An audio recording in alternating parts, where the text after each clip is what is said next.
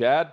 Good afternoon, and we have heard from Aaron Rodgers. Aaron Rodgers runs the world. We just live in it, and that is the story of the day. Aaron Rodgers says he wants to play for the New York Jets, and he's waiting on the Packers to get the deal done with New York. Here is Rodgers earlier today on the Pat McAfee Show.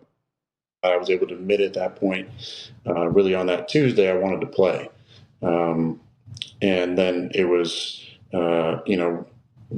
how is my body feeling? Is it going to be able to hold up? So at this point, as I sit here, I think since Friday, I made it clear that my intention was to play, and my intention was to play for the New York Jets. Okay. And I haven't been holding anything up at this point. It's been compensation that the Packers are trying to get. And the compensation is interesting. We'll get to that in a moment. But, Chad, what was your biggest takeaway from what Rodgers did by saying we're not here to declare anything. This has already been decided, and I need to clear some things up that floating out there. Like the wish list, he says he didn't make any demands. Rossini said it was a wish list. He didn't call it a demand when in regards to the Packers who are free agents that he would like to join him in New York, namely Alan Lazard, who's currently a New York Jet. But he also pointed directly at Green Bay and said, they don't want me. They made the decision that they're moving on. I think that it was a let me back it up a little bit. Yep. There's two parts of this for me. One I will get to with the fact that Aaron Rodgers broke this story. Just blows my mind. Like, this was kept secret, quiet for the most part. There were some reports about Trey Wingo hearing it's going to happen. Trey Wingo had that out there, but for the most part, kept it pretty close to the vest to everyone, and that he was allowed to go on Pat McAfee show and break his own news, which does surprise me. And that he can just come out and say, I want to be a Jet, and the Packers need to move it along, basically. Well, that it's their problem now, and it's about their compensation, and he is trying to get them to speed the process up. It's an interesting way to go about this from Rodgers' perspective, because the Jets are facing the most pressure. The Packers can execute the $58 million roster bonus on Rodgers' contract as late as September 1st. So the Packers can sit back and say, you're not going to be in the building. You want to be traded. We're moving on to Jordan Love. And we have until September 1st to make a move with you on the roster where that $58 million is going to count against us. It's not going to count today at 4 p.m. Eastern like a lot of contracts lock in for. So now the Jets are up against it because the Packers want multiple first-round picks, and the Jets are saying we don't want to give you multiple first-round picks because we don't know if Rodgers is going to play multiple seasons after 2023. So the compensation should add up for 2023, plus down the road, if he plays, we can trade other things and other picks down the road, not for 2023-24. That's what's interesting. The Jets now are back against the wall because their only option, best option, is Aaron Rodgers for where they want to be, which is in the postseason. After that, the drop-off is significant now. And by Rodgers doing this and pointing the finger back at Green Bay, there is no rush needed from Green Bay's front office because they hold the cards here for what they're going to demand. The issue is, do you want something in return or not? And if you want something by the draft, you need to make a move well before September 1st in order for that to go down. The Jets had a great tweet also right after Rodgers said this on Pat McAfee's show, where it's the Leo in Once Upon a Time in Hollywood. Yes. Seeing himself, on the TV with the Jets hat on is great, and all the eyeballs, and then mentioned Pat McAfee. But what Rodgers is saying also, it kind of makes me laugh because it's really just in the eye of the beholder. He's saying the holdup is the compensation on the Packers end, and basically I want them to hurry up and move it along. Well, yeah, he's saying that because he's made the decision. He is now a member of the New York Jets. The Packers are just over there saying the holdup is on the Jets not giving us what we want.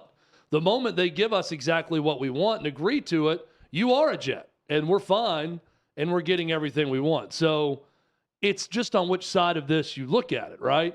So Rodgers, because he's going to be a Jet, that's going to be his new team. He's siding with his new team, saying Packers need to get off square one and decide the compensation they're asking for isn't going to work and just lower that asking price and make a deal happen. But well, the Packers are sitting there saying, no. Yeah. We have our price. We have you under contract. The holdup is them. Yeah, if you want to play for the Jets, tell them to trade for you. Tell Jets, Jets that it's going to be first round pick 1, 2, 3, or however many it's going to be, and then they can have their beloved Aaron Rodgers. And now think about Jets fans and the vitriol if they can't get this deal done now. They'll get it done.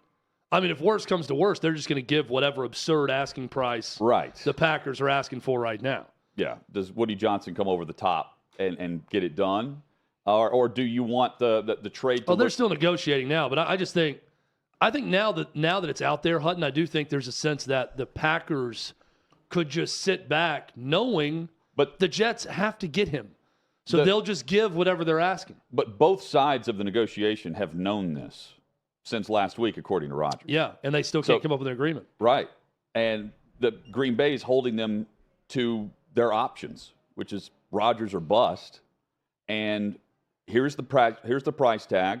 We can wait as long as we want on this. And, by the way, we don't see eye to eye with Rodgers right now, but we're trying to make it seem like everything's cool. Rodgers is trying to make it seem like everything's cool with the Green Bay fan base, where he says, well, things in, but we'll be back. Love you. Again, it's the ongoing offseason saga of Aaron Rodgers. And it's going to continue every offseason as long as he continues to play. Mike Florio tweeting out that the media lives rent-free in Aaron Rodgers' head could not be more inaccurate. It's the other way around, bro. Everyone's talking about Rodgers, and Rodgers isn't talking to anyone all week. Doesn't even talk to his family. And we're constantly on Aaron Rodgers' watch as we get ready for the start of free agency and all the trades and all the movement. If he's going to play in Green Bay, if he's not. That has been the saga every single year. Very cyclical. It'll be the saga again next year for New York, not Green Bay. And it'll be Florio that's thinking about Rodgers, not the other way around. He did the screenshot. Adam Schefter confirms, which is really funny, on a screenshot where he's reaching out to Rodgers, and you see the response. Lose my number. Good try, though, on the reporting from Schefter regarding the Rodgers saga here. Great response. It's terrific. And the media part of this, okay? You brought up Florio. Yeah.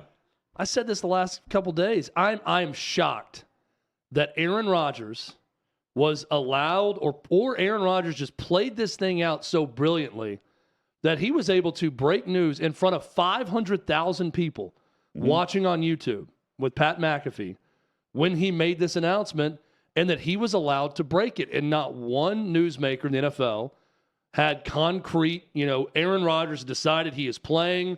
He will be a New York Jet. They just had to finalize the deal. We didn't get any concrete, firm report until Aaron Rodgers said it. Hutton, that's amazing to me when you consider two NFL franchises are on either side of this. Mm-hmm. With all of their people knowing, the principal people that are involved in this, trying to work out a deal, none of them broke it with any news outlet. None of them leaked it. No one said a word. And this thing stayed quiet for Aaron Rodgers to go on Pat McAfee. And I said yesterday, and break the story. I believe the reports that he had not talked with either team recently. Yeah. Now, and I think he said today. Well, he said he talked to him on Friday. Yeah, he talked on Friday about what was going to be if he wanted to play or not, but not the compensation versus whatever he's going to sign for in New York. I think from that end, New York wants to talk to him. And find out if he's going to play multiple seasons. What's the intention here?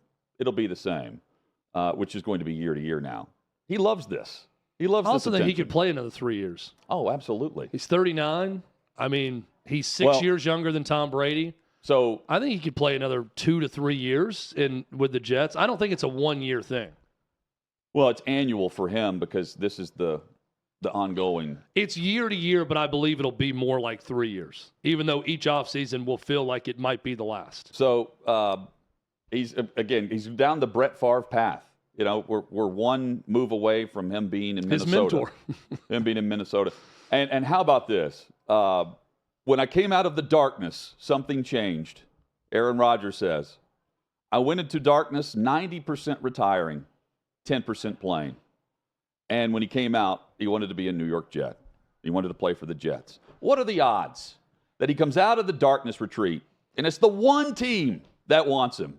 Doesn't have to be Chicago or Minnesota or Green Bay or any others. It just happens to be the team that wants you to play for them.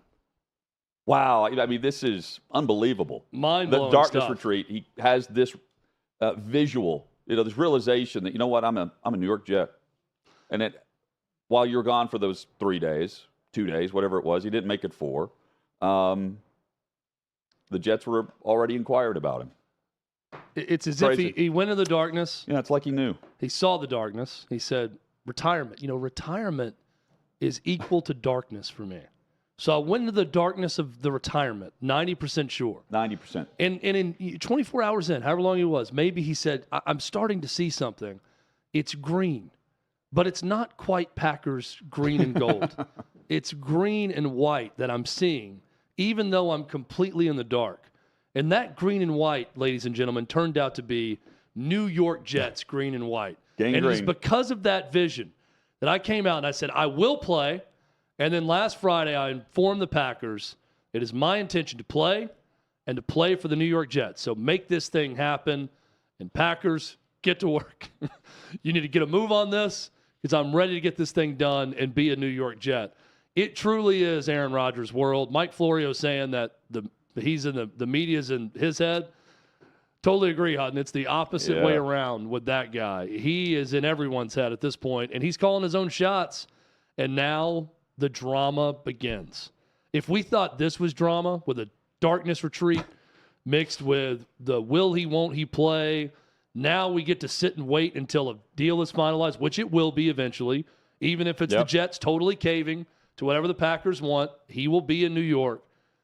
And we get to have a season of football of Aaron Rodgers with a really good Jets roster, young roster around them. This is going to be fun. And regardless of what happens, good or bad, this is going to be fun. And it will be, it's very predictable how this is going to go. Rodgers will have them in contention, and the media will hate it because it's Aaron Rodgers. It'll go on weekly with McAfee and discuss all of it. Chad, he's going to start talking about how he's healthier because he didn't take the vaccination. And then that's just going to blow Mike Florio's mind and everyone. I'm not voting for him for MVP this year after he dared to make that statement. Or he'll throw a pick. Guys, my right arm is just real loose. It's probably because I didn't get a shot in that arm. Yeah. He's just going to rile up the media even more with talk like that. He'll lose week 1, and it'll be because he was distracted by the New York media, and he's not in Green Bay anymore. Yeah. That'll be the excuse. He'll have jokes like that, too. Yeah. Guys, there's too many cameras in here. I can't focus anymore.